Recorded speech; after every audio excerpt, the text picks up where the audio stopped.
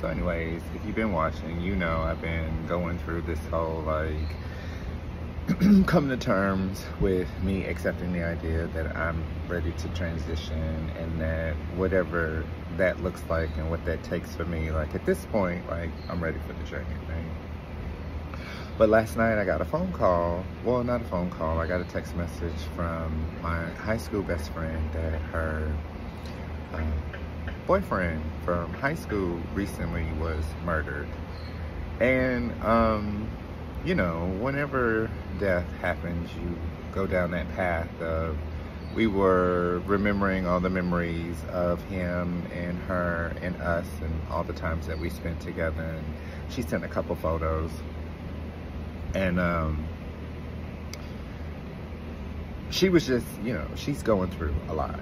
I know she's going through, I would assume, more than me, but also at the same time, I woke up, went to bed because it was in the middle of the night, went back to sleep, got back up this morning, started my day, and started thinking about me and my decision and the choice that I made. And this is what I kind of wanted to share.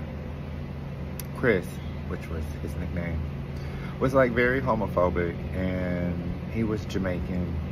And when they dated, it was in the beginning, you know, it was hard for him to accept me, just being gay, and of course, you know, feminine acting. But over the years, Chris came to accept me for who I was, and Chris also loved me for who I was.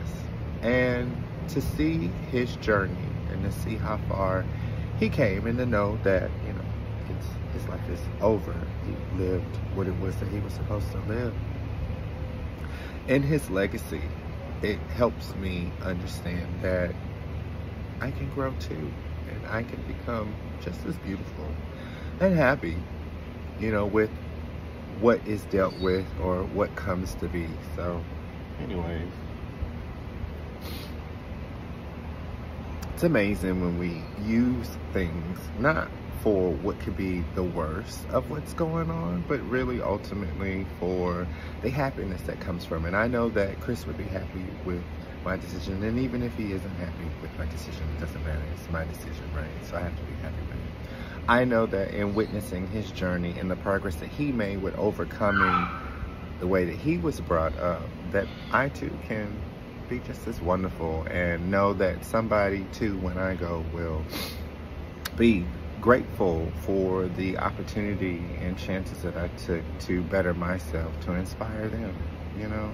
So this is just a message to say, go ahead. Every day is like a blessing in itself, and we never know what tomorrow holds. And even in our death, like, we still hold meaning and value. So why give up on this one? You know, why give up on this one? Anyways, I love you because I love myself, and I encourage you to do the same.